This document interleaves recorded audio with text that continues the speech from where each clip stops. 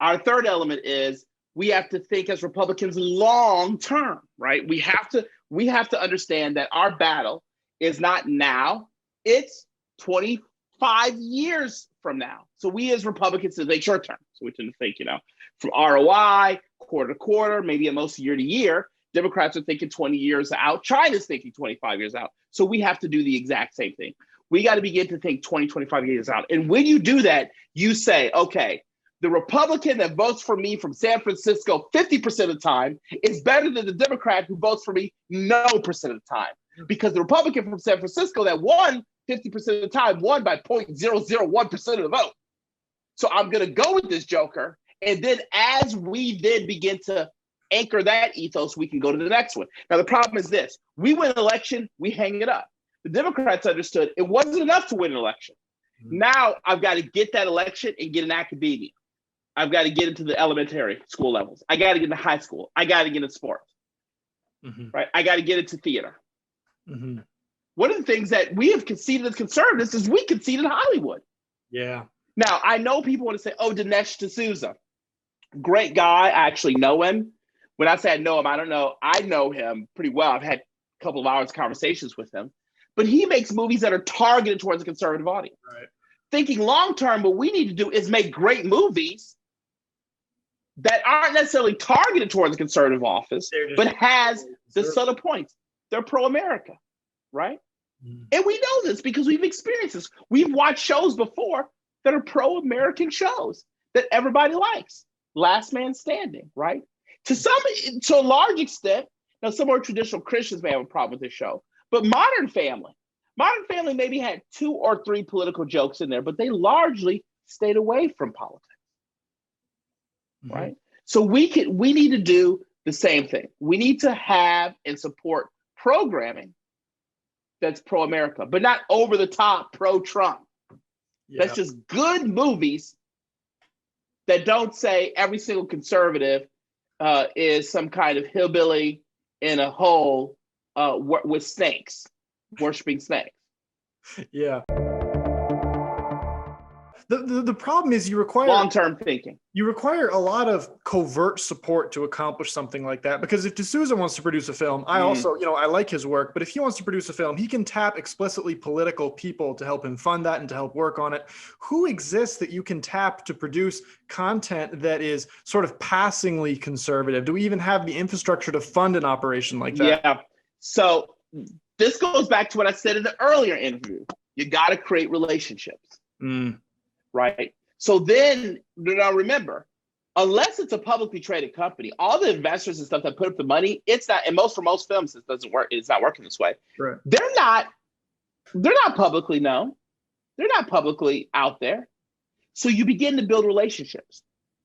And you can have, by the way, a couple of our commercials have this, are really good ones. You can tell if you go to newjourneypac.org and look at our webpage and click our work, you can look at our commercials and tell which ones I sat in the room and did, and which ones we talked with professionals and they did. You can look and tell, right? Now we have names attached to those, but those aren't the real people that helped us with us.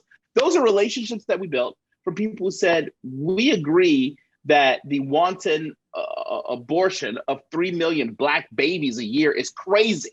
Mm-hmm. We agree with you. We can't put our names out there, but you know what? We're going to use our talent and our skills to help you. Mm-hmm. So we hire an ex-media company. That media company hires them, right? And then they produce that content. And in our reports, it only shows the media company. It doesn't show them because they work for the media company, not for us directly. Mm-hmm. Now, on a private level, you don't even have to go through that. We're a PAC, so we have to publicly disclose a lot. On a private level, you don't got to go for that, right? There are script writers and plenty of people, not actors right now, but plenty of talent. Mm-hmm. In Hollywood, behind the scenes talent that says, yeah, I'll work on your movie. Listen, You can't put my name up. I don't want to be in the credits, but you can pay me. So let's start there. And then eventually it'll break. Eventually you'll get an actor here, a person there.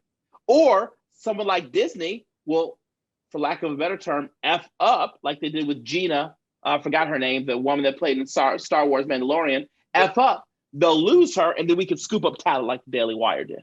Mm-hmm. That's what's important, and that's what we have to drive. There are plenty. I heard a studio a director, studio lead, I think one of the major studio leads in a private meeting say to me, well, it was just to be a slow group.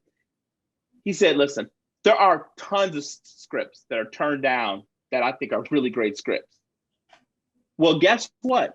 These artists want to be discovered. The artist, when you can't, it's just the same thing as the 60s, right? When Martin Luther King couldn't get that justice from corporations, he said, fine, I'll get it in the marketplace. Mm-hmm. Same thing.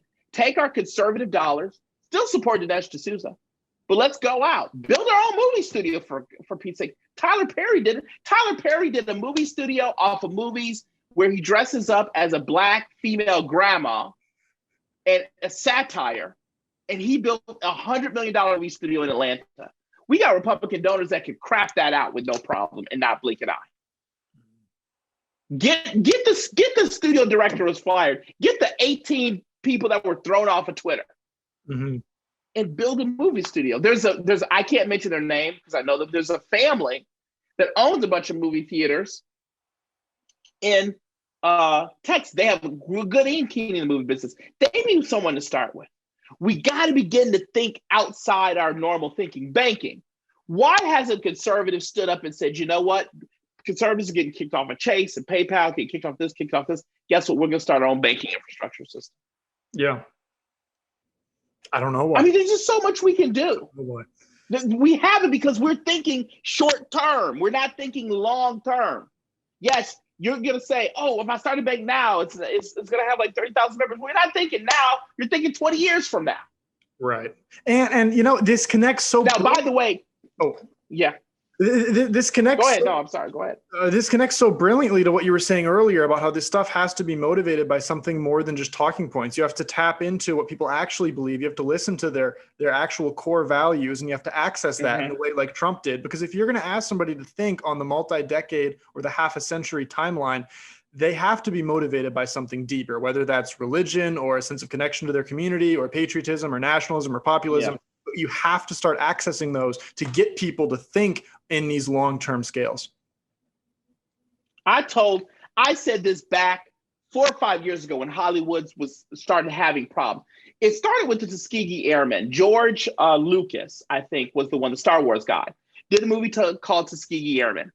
And it wasn't done the way he wanted to do it. And he talked about, I think it was with Jon Stewart, who used to host the Daily Show, Comedy Central. George Lucas, I think it was him, talked about how horrible the studios were, how racist they were, how they just didn't want to do stuff black. In large part because China would come and say, hey, you can't make a movie with too many Black people. You can't make this. To me, in my mind, I'm thinking as a conservative, I would say if I had the $4 billion, instead of wasting $100 million to get to the Republican Party, I'm going to say, guess what? You know what I'm going to do? I'm going to start up a studio. I'm going to have great scripts that are pro-American, or not, listen, that are great scripts, but that just aren't anti-American. That's the key. They don't have to be pro-American. They're just not anti-American. Mm-hmm. And I'm going to concentrate on Black films, films with Black stars from all levels. That's where I'm going to focus. Now, there's going to be white people in the movie, there's going to be this in the movie, but I'm going to make it a point to focus there. Imagine that then you've built up something and then you have an element that you can speak of. You can say, I've done this. Mm-hmm. One of the things I say, Kyle, is one of the problems with Raphael Warnock, the Republicans had, is Raphael Warnock is a pastor in Atlanta. Mm-hmm. Republicans came about and said, oh, Raphael Warnock, he's evil, right? Satan, communist, socialist. Oh. Raphael Warnock is a Black man with a pastor in poor areas in Atlanta, has women's shelters, has homeless shelters, has soup kitchens, has soup lines. And you mean to tell me you jokers at the RNC are going to drop some spots and tell me that Raphael Warnock can such and such when he is actually here every day? You got to think better than that, right? You got to think better than that. Mm-hmm. Conservatives, we love business. We're so great at business so much. We should have the premier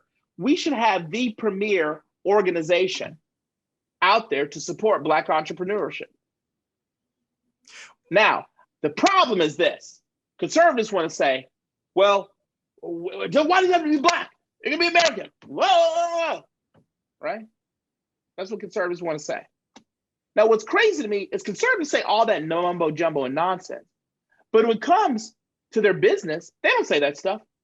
Business conservatives know if their customers are women or men, Black, white, Jewish, are they Christian, not Christian? They know their customer profiles. Mm-hmm. Politics is business. And we lost that battle. We lost the identity politics battle long ago because we abandoned academia, we abandoned sports, we abandoned, we just said, abandoned prayer in schools. We did it all. So we lost it. Mm-hmm. So now we have to go and fight on their terms. Looking forward, do you see anybody that's seriously picking up this mantle, seriously fighting this fight in sort of the guerrilla way that you want to fight it? Is there any hard contenders in the arena? One person, there's two people. There's two people that stand out, actually. The first person who I think has a great potential to stand out, but it's hard because he's a current politician in this current system, is Theodore Cruz. Ted Cruz, if you look at him, and he has changed drastically. He has changed a lot of his tone, a lot of his messaging, a lot of what he feels we should be doing internally. Trump taught him a big, big lesson. And I think he might be there. He actually might sort of be there. And then the next person, ironically enough, who is there is probably Ben Shapiro. Now, Ben Shapiro's difference in Ben Shapiro is Ben Shapiro, I believe he governs his company under the moral Judaism ethos, right? Not Judeo-Christian, but a moral Judaism. So there's some areas where Ben Carson's not going to go, right? There's some things he's not going to go to. But I think Ben Shapiro understands. He went after Gina and got her a contract when Disney let her go. He went and got Candace and said, listen, you need to do a show here. Sort of like to push back against a conservative Oprah, sort of. Mm-hmm. And I think he's starting to get that we got to build our own. Mm-hmm. We got to build our own. And so I believe that those two people, besides us, obviously myself, James Golden, are on the forefront. Very interesting. Very interesting. We're coming up on an hour. I don't mean to monopolize your whole evening here. I just have one or two more questions for you. Okay. How do you get this message out to the rank and file Republicans? Because you have a lot of people. I mean, the ideas you articulate over the last hour, they're very compelling, but you have a lot of people that are going to be turned off if you tell them, look, we need you to support these sort of transitional rhinos in New York, so-called rhinos in New York and California. We need you to be okay with spending money on things that are not explicitly conservative. We need you to, take these slow steps, think in long terms. A lot of people are just going to say, no, I won't do that. How do you convince them quickly? Okay. So my experience is this, right? In California, let's take California. Don't go outside of California. Either go to like states or California. It doesn't take that much convincing. I've talked to tons of California Republicans, and all of them are on the same page. All of them say, yes, I would take a 50% Republican over Maxine Waters any day of the week. Now, I'm not going to argue that in Texas or Louisiana. California and New York, Connecticut, New Jersey, Massachusetts, they have enough money. I know we're upset at Mitt Romney. I have entire shows. I think I even talk about Mitt Romney in my book. But at the end of the day, Mitt Romney understood Massachusetts, right? He might have understood Utah a lot better than what we thought. Oh, I know it's rough, but he did. So don't go. So the answer to your question is this, Kyle. You're not my target audience. Now, unless I'm speaking to you one-on-one, but on a broad level, you're not my target. My target is California and New York because they get it.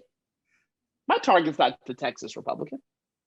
Well, then where does the break exist? Because I think you're probably right that these on-the-ground Republicans in California would rather take a 50% than a Maxine Waters. Why doesn't leadership get that? Because leadership, that's because the constituency of Republican leadership is news and camera and social media. This is the difference. This is what Trump understood. Mm-hmm. Trump said, I'm going to use news media to get to my constituency, which is the grassroots. Mm-hmm. But usually what happens is individuals in Republican leadership they first start off with that premise, I want to use this to get to my voters. And then all of a sudden they realize, no, I want to use this and get to this. Yeah. So we have to understand that news media is a vehicle to get to the grassroots. Trump got that. That's why he pissed off all the news media, Fox even sometimes. He didn't care because he said, I'm getting my message to the voter. That was the problem with the social media people. That's why they hate him so much. Because he said, no, I'm sorry, Twitter gods, Jack Dorsey, you're not my constituents. Mm-hmm. Autry is, who I was living in Texas at the time. Autry is my constituent, not you, Jack. And I'm just going to use your platform to get to Autry. Yeah. So the problem is with leadership is that's what they're doing. They use CNN to get to CNN, mm-hmm. not CNN to get to the voter. That's such a good point. You see people do this all the time, even at this like lower level that I sort of exist at. People, they go into politics and they want to be an activist. They want to affect change. They want to go do something, but then they get so caught up in the media games that they end up just becoming an entity that only exists to perpetuate their own media presence. And to what end? You're right. You're not doing anything. You're just racking up views. I know this is ironic to say as somebody whose job is to get views, but it's not helpful. And when media becomes the end, you're not going to attain anything. Yeah, and you're 100% right. And I experienced as a host, and that's what I realized. I realized this back when I was a radio host, mm-hmm. that there were people that I heard a message and they get on with me and they would be switching and turning and trying to get my blessing. Yeah. What do you need my blessing from? Right. You're on the show, right? And what Donald Trump understood was this. He said, listen, I know these Republicans hate me. I know they hate me. I know they hate me. But at the end of the day, they're going to take me over an Obama any day of the week. Mm-hmm. Mm-hmm. That's why Joe Biden could tell the squad sometimes, go F yourself. Because Joe knows it doesn't matter. The progressives are not going to vote for Ted Cruz over me. They're not going to do it. Right. So sometimes he can tell them, go pound sand. Yeah, absolutely. Well, Autry, we've covered a lot of ground tonight. We started out talking about the difference between the sort of ordained groups like BLM and the actual constituency, Black people. We talked about listening mm-hmm. and how Republicans can do a better job of that. We talked about the internal messaging, what the Republican Party is doing wrong. We ended on media. I say it's been a pretty successful interview. We're coming up on an hour. Is there anything that you want to end our viewers with before we wrap it up? Two things. One, visit newjourneypac.org. That's newjourneypac.org. We can use your donations. We can use your support. Doing what we do is not cheap. So visit newjourneypac.org. Number two, take Kyle's show and you need to share it with one person. You can take this one. Audiences are pretty receptive to me, even left-wing audiences, not always, but pretty receptive. And if you know someone moderate, just say, hey, this is Kyle. He's a local guy, not Fox, not Breitbart, doing it, making it on his own, and share this program. That's how you're going to get past big corporate tech. I appreciate that. And yeah, I second, of course, the second part of that message. Share the show. We always appreciate it. Sir, I like the way you fight. I like the tactics you've outlined. I think it's bold. I think it's innovative. Not many people are doing it. We appreciate you coming on and sharing your ideas. We also appreciate you guys, the viewers. Thank you so much for giving us your time today. Have a good night and God bless.